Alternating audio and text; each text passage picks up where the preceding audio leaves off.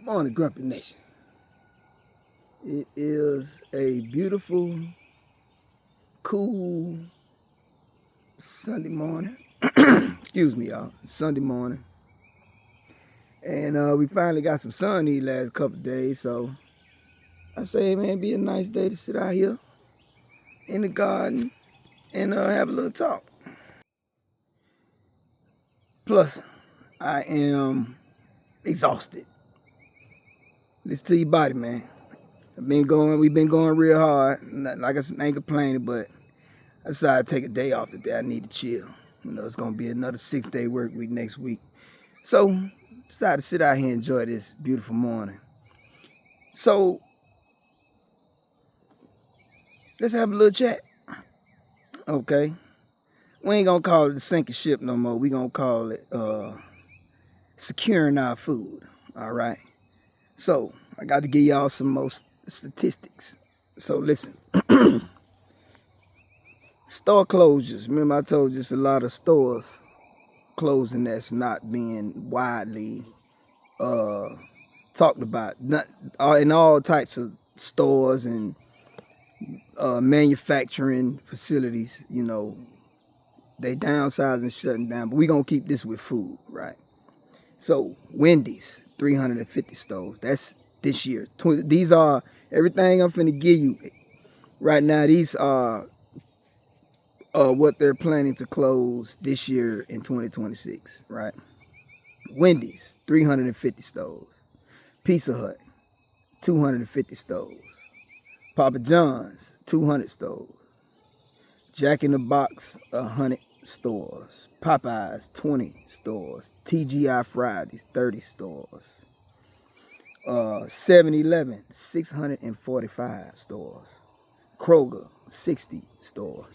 Now I'm gonna just cut that off right there, because it's just the tip of the spear, right? Now I'm gonna add to that January, end of January this year, 2026, USDA beef projections in a beef herd report, right? The beef cattle is at just under 83 million, like 82 point something million, I think. Maybe I'm off right here, a million or so. It's around about 82 million, somewhere in there, right? Now, believe it or not, that is a 75-year low for the beef herd in the United States. Yes, 75-year low. Ground beef running at an average now between $7.50 and $8, $8.50. You talking about the ground beef, the 70-30. We ain't even talking about the chuck or the sirloin or the grass fed. That's well over $10 a pound. But just your regular big pot of spaghetti, you talking about almost $8 a pound, right? As you can see, the food prices, they ain't coming down, right? I'm just saying, I don't know what it look like where you at, but they ain't coming down. Okay? Then you got this circus, whatever going on over there in the Middle East. It's a war, it ain't a war, whatever the F it is, right? They ain't gonna never tell us what it really is, right? And in some cases it really don't matter, but other than, as you can see, they ran whatever they doing is our food prices are being affected. Fertilizer being affected. Now, I'm trying to keep this home, you know, in relation to homestead. So with the food security, remember, we ain't gonna do sink and ship. Same thing, but food security, right? So a lot of fertilizer come through there. That little strait or whatever. Now, for a small homesteader like myself, that just may mean my black cow, my compost might go from what is that now? $6 a bag, maybe to $8, $9, $10 a bag, right? Yeah, when I go in there, I'm gonna come and be like, what the, you know? But farmers, they buy fertilizer by the tons.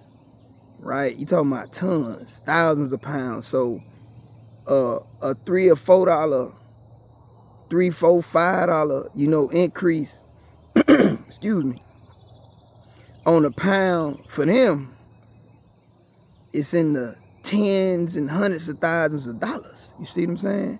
So how that's gonna affect them?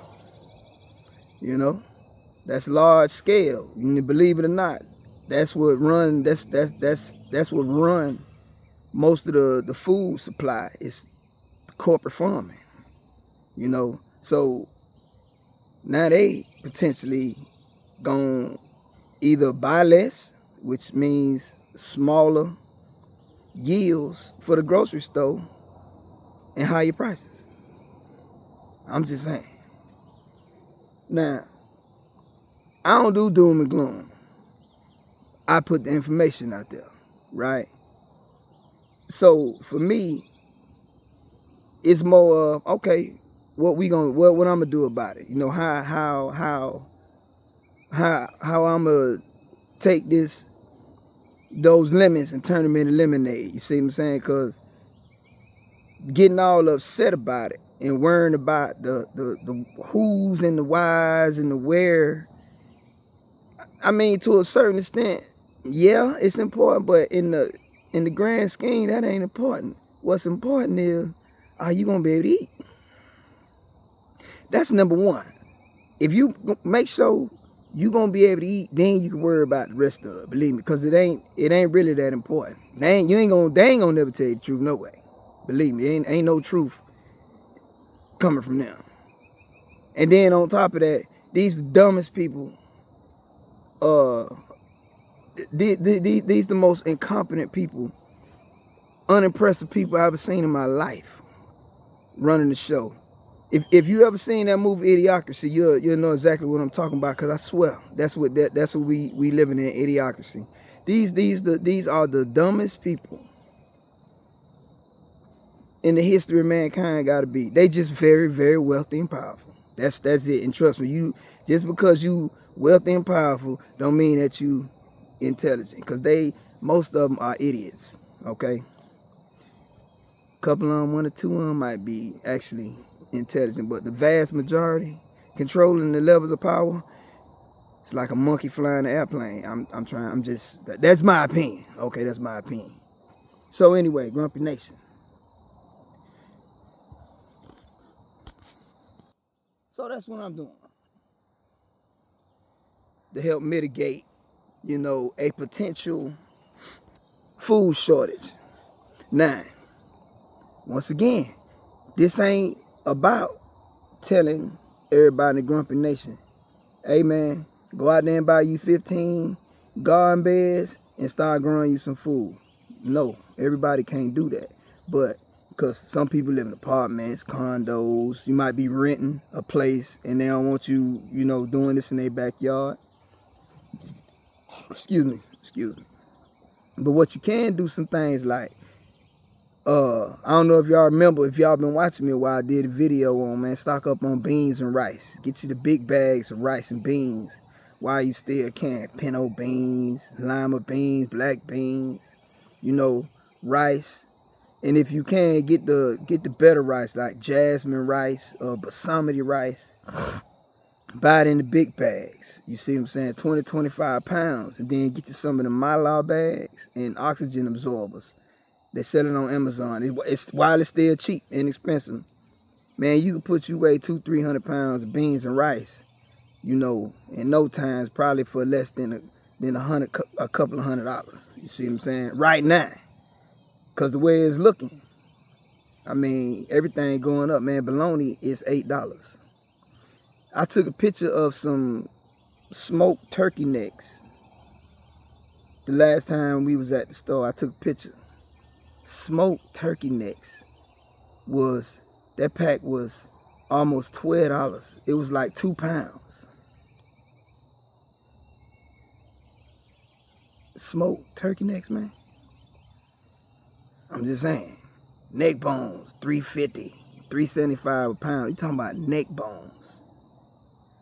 So, anyway, Grumpy Nation, if you can, get you some seed, put in the soil. You don't have to do big garden beds, right? You don't, and actually I'm moving over to, let me show you. See them grow bags? Not that right there, but the other two grow bags.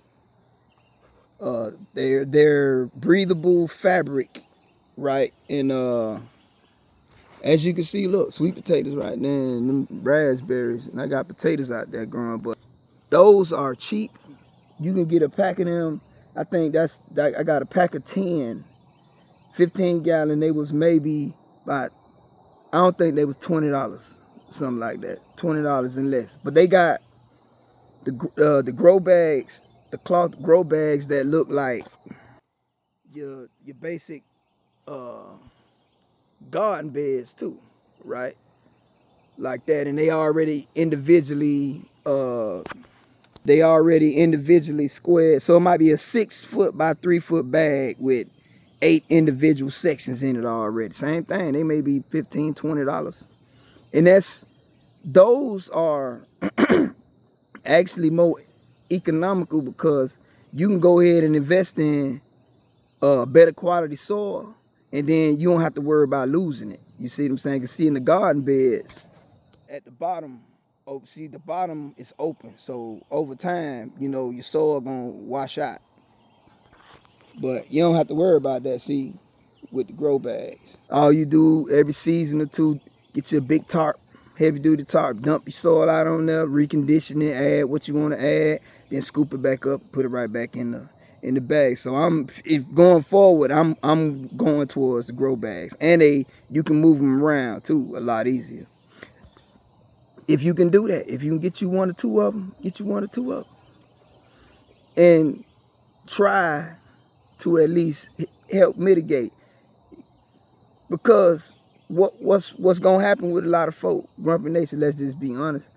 What's gonna happen, a lot of people are just gonna, because of, hey, we busy, we all got things to do, and the modern society now is not really, we not connected with the land and with how food is produced no more. No, I ain't disparaging nobody. It's just a real life. You know, we not a society that's connected to the land like that no more. So it don't even make sense with some people think, and I hate to say that, but some people think food comes from the back of the grocery store, you know, out the back. Y'all got some more tomatoes? They in the back, right? And they think they just come from the back. You see what I'm saying? That's just real. So if you can be involved in your food security, that's why we calling this food security, as much as you can, because you know we're living off the grid like you see on TV. Some of these folks, for 99.9% of us, that's not nothing we're gonna be able to do, you know, because like I say, it's a modern society, you know. But you can get as close to that, not even get as close to that, but some of those skills you can learn just in your backyard, you know what I'm saying? That's what I'm saying. So if you can, try you a couple of plants, different plants, you know, in the grow bag. It's not hard. It's not hard. It does take a little effort though. It's not hard. So I give you one, and then so we gonna end this. Let's on encouragement, because I don't do doom and gloom. You can't do no gardening, fine. Buy you some beans and rice, pasta, non-perishable food, canned good. Start stocking you up. Your food bank, just like you do your savings account. Add a little bit to it, you know. Do that when you go buy. If you're going to buy canned goods, if you usually buy 4 cans of black beans, buy 5. If you buy the 10-pound bag of rice, if you can get the 20-pound bag, buy the 20-pound bag. Stock it up, right? And then if you can get you a grow bag or two, get your grow bag or two and a bag of soil and try it out. So anyway, let me give you a little fun little story to end this thing. One of my brothers down in Miami, He ain't gonna mind if I say his name. Old Chuck. Chucky down there. I got to go down there and do an intervention. I got to take that boy to GA, Gardeners Anonymous, cause I gotta. If I don't intervene, I don't know what's gonna happen, right? So, last season was his first season starting out gardening, and I believe he started with like he had like one raised bed. One raised bed, and he was just growing in 5-gallon buckets. So he may have had like five or six 5-gallon buckets, right? And he started late last summer. You know, he grew a little bit of greens, he grew a little bit of corn, couple of okras, he tried to bell peppers, you know. He got started late though, right? But that green bug, serious. When you get bit by that green bug, that green thumb bug, that's like, you ever seen the vampire movies when they bite them and then when they turn into a vampire, like that thirst for blood is non-stop, insatiable. That's how that green thumb bug did him. He got bit last summer. So anyway, he done went from like, what I told you, a raised garden bed and like 10 buckets. But that boy got over 150 grow bags now in the backyard. And I talked to him the other day. I think he done ordered some more stuff. So I gotta get down there. He about to be out of control. Alright, Grumpy Nation. So, hey, this ain't doom and gloom. Got to put this information out there, though, because you got to know the real. You got to know what's happening. Whether you want to deal with it or not, you got to know what's happening, all right? So, once again, man, it is a beautiful Sunday. I wanted to, because looking like the next 10, 12 days, it's going to be partly cloudy. So, all right, Grumpy Nation. I will catch y'all on the next video.